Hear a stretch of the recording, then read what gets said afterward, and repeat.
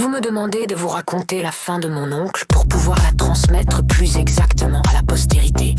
Je vous en remercie, car je prévois que cette mort, quand vos œuvres l'auront partout répandue, bénéficiera d'une gloire éternelle. Bien qu'il ait péri au milieu de la dévastation des plus belles contrées, en même temps que des populations, en même temps que des villes, dans un accident mémorable qui semble destiné à faire vivre éternellement son souvenir.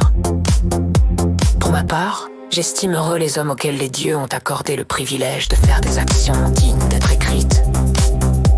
Pour ma part, j'estime heureux les hommes auxquels les dieux ont accordé le privilège de faire des actions dignes d'être écrites. Il se trouvait à Misène et commandait la flotte en personne. Le 9, avant les calonnes de septembre, aux environs de la 7e heure, ma mère lui apprend qu'on voit un nuage extraordinaire par sa grandeur et son aspect. Il venait de prendre son bain de soleil puis d'eau froide. Il avait fait un repas léger étendu sur son lit et y travaillait.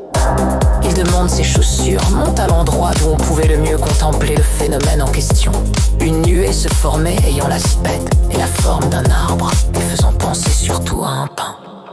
Car après s'être dressée à la manière d'un tronc fort allongé, elle déployait comme des rameaux, ayant été d'abord, je suppose, portée en haut par la colonne d'air au moment où elle avait pris naissance, puis cette colonne étant retombée, abandonnée elle-même ou cédant à son propre poids, elle s'évanouissait en s'élargissant.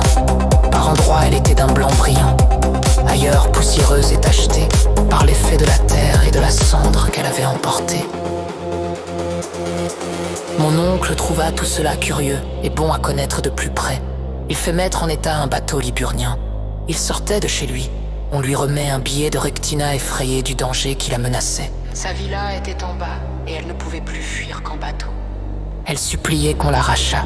À une situation si terrible, mon oncle change son plan et ce qu'il avait entrepris par amour de la science, il l'achève par héroïsme. Il fait sortir des quadrirèmes et s'embarque lui-même, avec l'intention de secourir, outre Rectina, beaucoup d'autres personnes.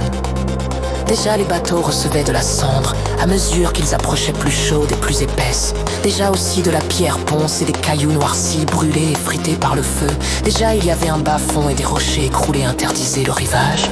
En cet endroit, alors que le péril n'était pas encore là, mais avait été vu et en se développant s'était approché. Pomponianus avait fait charger ses paquets sur des bateaux, décidé à fuir si le vent contraire tombait. Ce vent à ce moment était tout à fait favorable à mon oncle qui arrive, embrasse son ami tremblant, le console, l'encourage et voulant calmer ses craintes par le spectacle de sa tranquillité à lui, se fait descendre dans le bain. En sortant, il se met à table et soupe en feignant la gaieté. Pendant ce temps, le sommet du mont Vésuve brillait sur plusieurs points de larges flammes et de grandes colonnes de feu dont la rougeur et l'éclat étaient avivés par l'obscurité de la nuit. Mon oncle répétait que des foyers laissés allumés par les paysans dans la Sunex et des villas abandonnées brûlaient dans la solitude. Voulant par là calmer les craintes, alors il se livra au repos et dormit d'un sommeil. Mais la cour par laquelle on accédait à son appartement était déjà remplie de cendres mêlées de pierres ponces. On le réveillait. Il vient rejoindre Pomponianus et les autres qui avaient passé toute la nuit debout. Ils mettent des oreillers sur leur tête et les attachent avec des linges. Déjà le jour était levé partout, mais autour d'eux une nuit plus épaisse que toute autre nuit, et qu'atténuait pourtant une foule de feux et des lumières de toutes sortes. On résolut d'aller sur le rivage pour voir de près s'il était maintenant possible de prendre la mer. Mais elle était encore grosse et redoutable. Là, on étendit un linge sur lequel mon oncle se coucha. Il demanda à plusieurs reprises de l'eau fraîche et il en but. Ensuite, les flammes et l'odeur de soufre qui les annonçaient font fuir ses compagnons et le réveillent. Mon oncle s'appuie sur 2 esclaves pour se lever et retombe immédiatement.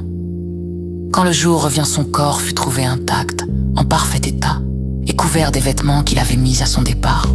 Son aspect était celui d'un homme endormi plutôt que d'un mort. Je n'ajouterai que ceci, je vous ai donné la suite complète des événements auxquels j'ai assisté et de ce qui m'a été raconté immédiatement au moment où les récits sont le plus exacts. À vous de faire des extraits à votre choix, car une lettre n'est pas une histoire. Écrire pour un ami n'est pas écrire pour le monde.